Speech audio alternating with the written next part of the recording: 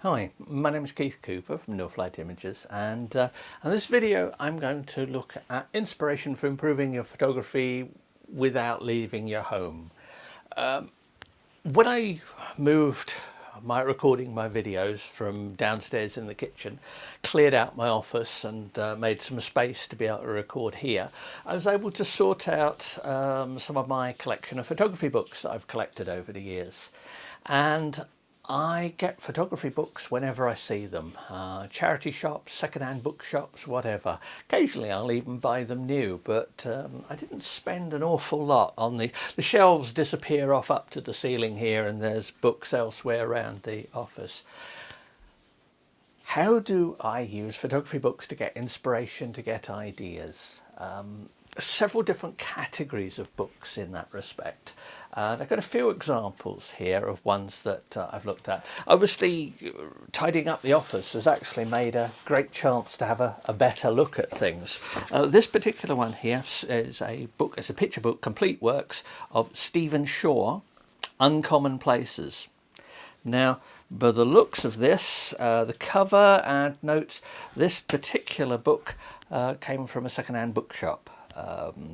It was probably quite expensive, but it's packed full of photos, 70s or thereabouts, taken just driving around the States. Now, I have no formal photography education, which means I haven't had to write essays on my influences about photographers throughout history.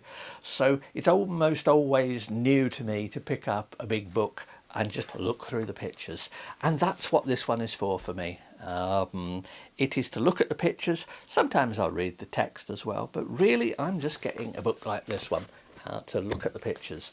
And it reminds me of reasons why I've in the past enjoyed travelling around the States, just taking pictures of things that you notice. And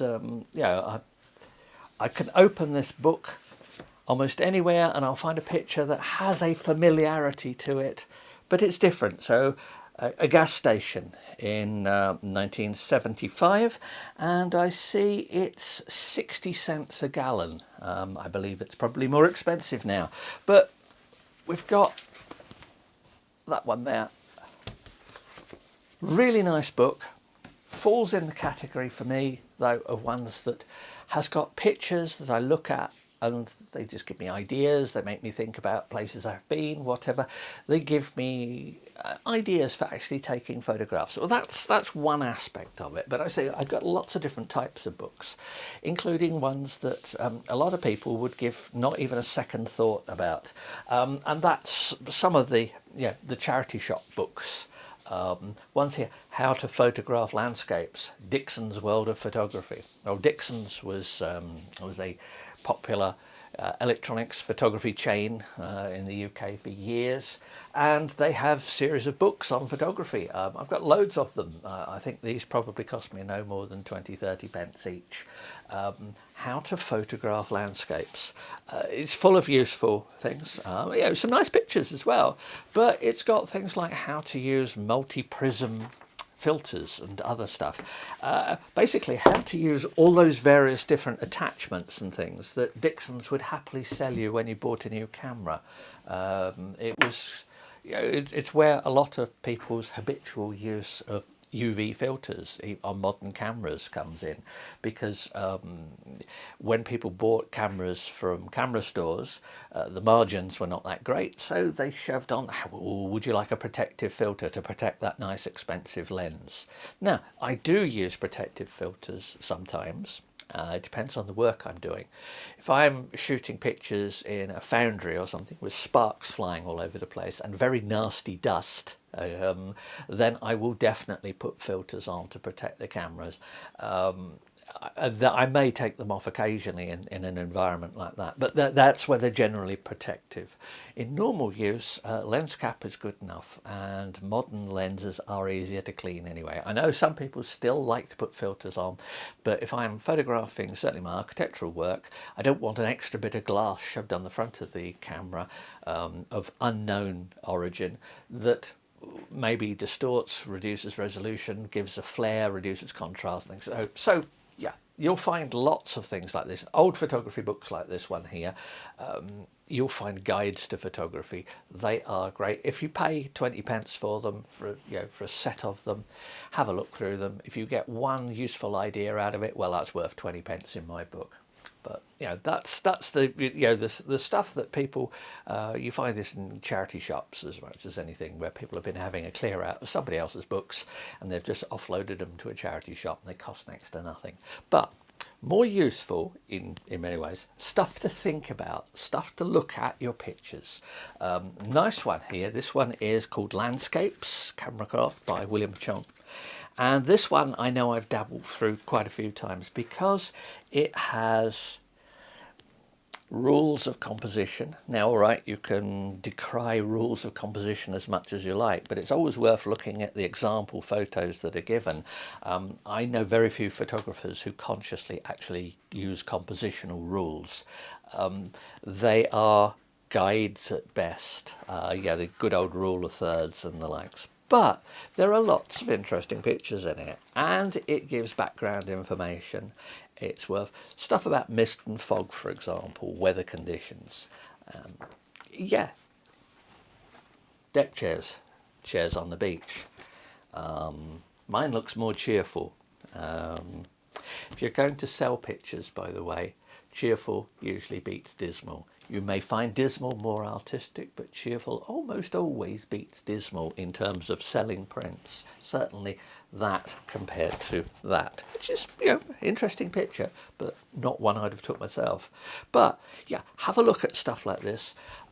This one's fairly good. These ones, this one here, it was originally priced at $25 US, and it cost me 50 pence.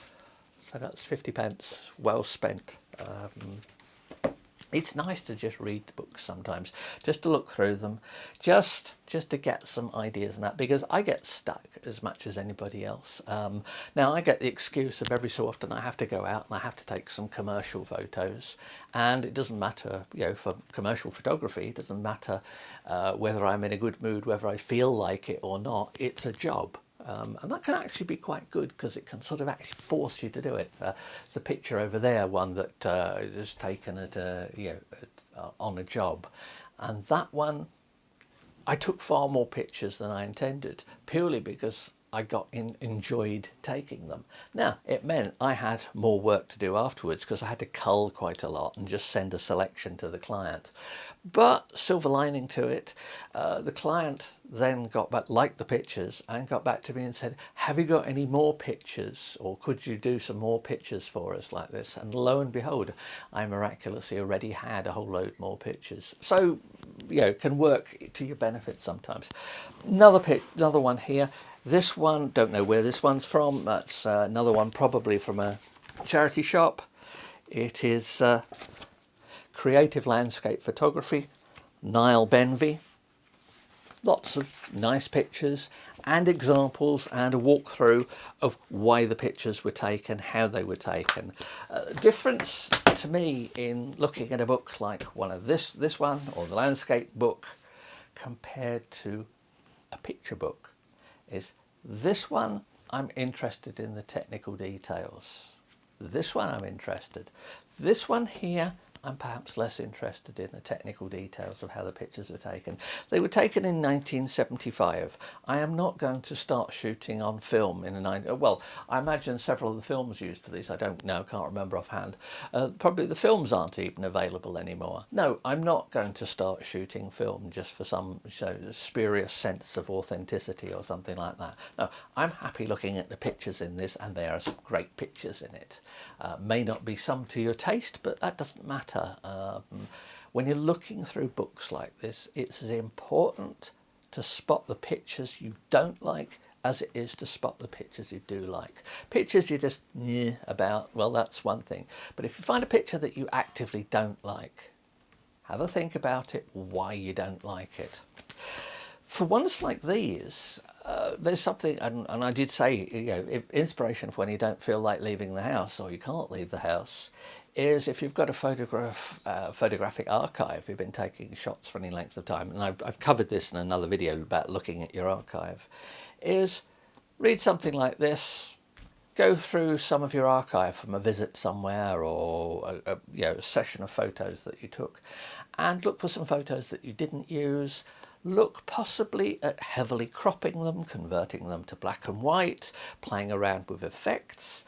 It doesn't matter if they look a bit trite, if they look a little bit sort of, oh, everybody does. It doesn't matter. You're experimenting with styles and you're finding what works for you and finding stuff that doesn't work. And as I say, works for your own work as well. If you've got a picture that you've taken that you think, I don't like that, why did I take it?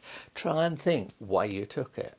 I always keep all my photos, and it's particularly so that I can get a feel for, if I was at a location, I can get a feel for that location of what was I thinking about. If I've got 2 photographs from a visit to a location, that tells me I've got 2 photographs I like. Look at all the other photos. That will tell me what I was thinking about when I was there. It will show, maybe give me ideas of what I was looking at. I've gone through the archive and found 10, 20 pictures of a similar scene. And I know it's where I've been looking. I think there's something there. I've been looking, trying different angles, different experiments and that. And it's worth having a look at those, going back to them and think, right, 20 pictures, why did I take these? Well, I can rule some of them out because they're just not right. Maybe it's something dynamic like the sea, waves crashing or something like that. Now that's something where you can take lots of photos and you pick the one that works, because you cannot just wait for the perfect wave and take the picture. You have to take quite a few and hopefully get the one that works. So that's for stuff like this, using your own work. As I just finish off and in praise of the charity shops again, and how to photograph landscapes. Brilliant set. Got a set of these. There's a few more. There's one on creative camera techniques. Now that's going to be creative techniques from the 70s, 80s. They're going to be absolutely ghastly. It's worth looking at them though. But one here, the photography yearbook. Every time I have a list in my wallet of which years I haven't got. This appears so often in second-hand bookshops and charity shops that it's almost a challenge to get the set. Great. And I must of course remember how to use tilt-shift books, how to use tilt-shift lenses, my own book.